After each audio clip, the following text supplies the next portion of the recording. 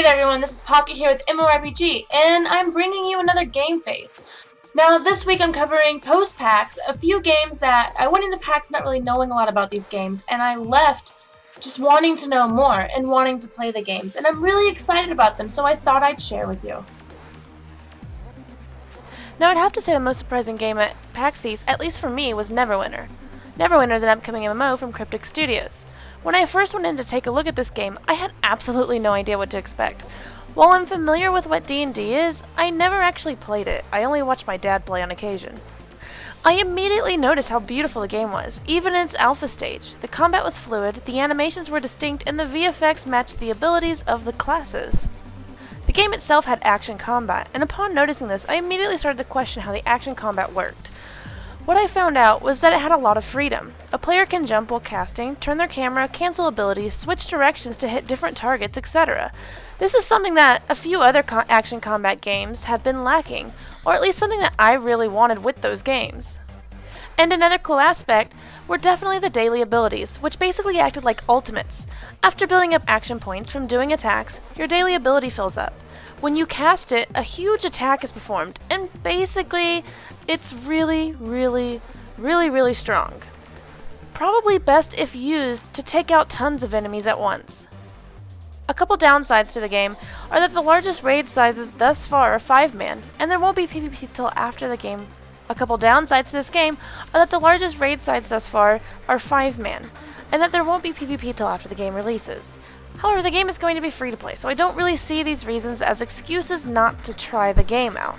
I definitely will be trying it out, and I'm going to stay tuned for more information as it's released. Now I know that there are quite a few people who did play Natural Selection, the first game, and I didn't, so I didn't really know what to expect when I checked out Natural Selection 2. Natural Selection 2 is an FPS RTS game. Now, I've never heard of this game before PAX East. So I'm basically discussing this as someone who doesn't really know a lot about the first game or the second, and I got an opportunity to learn about it. Now I found it interesting that Unknown Worlds Entertainment tied in an RTS aspect to an FPS game. Basically, on a team, there is a commander, and they can see the entire map from a top-down camera angle. He can coordinate with his teammates, those in first person, and he gives drops to them, so they build turrets, respawn, gather resources, etc.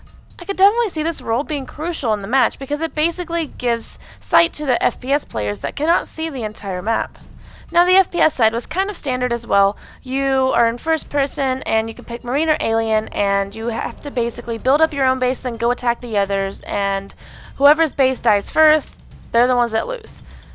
And I found it interesting that you could play as an alien because some of the aliens could climb on ceilings and find air vents and tunnels to go through, and attacking as an alien, you attacked through, you could see through their mouth, and it was really just an interesting camera angle.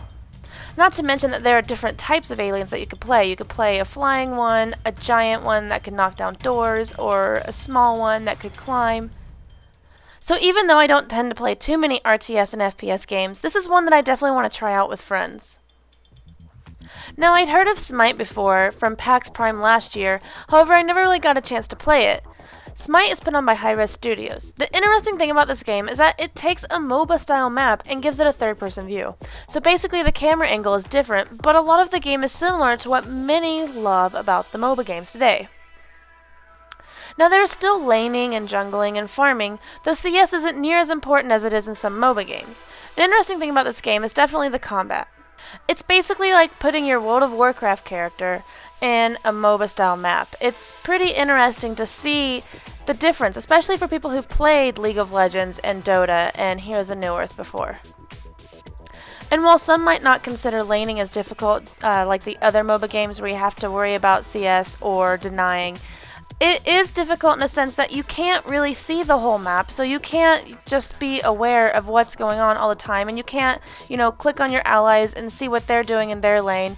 You just can't do that. You have to pay attention to your lane and what's going on in it. You do have a mini-map, though, that does show all the lanes. But basically, the restricted camera movement creates a different sort of feel and difficulty for the map. The game itself was really smooth, the combat was smooth, the animations were amazing, and it was a beautiful game, and the god that I got to play, it was really fun, and the shop was actually really easy to navigate through, which for me is important because I don't want to have to spend, 20 minutes or a whole match just looking at the shop trying to figure out where stuff is. Now, as for whether this is going to attract a lot of hardcore MOBA players, I'm not really sure. It's hard to say at this point because I have a feeling they do like the maps that they're playing and the feel that they get from those games. However, I do think that this will attract MMO players that sort of like the MOBA style game but want a little something more that they're familiar with. So I'm really excited about these games, and keep in mind that these are only 3 of the many games that are at PAX. And there's just too many to talk about in one video, but these are the 3 that I am looking forward to out of the ones that I didn't really know a lot about. Basically, they were surprises. Now, how about you all? What game are you most looking forward to in 2012? Now, there's a lot of games coming out, and I can only imagine what the top answer is going to be. Don't forget to thumbs up, and links to the Twitter and all that will be in the info section right below.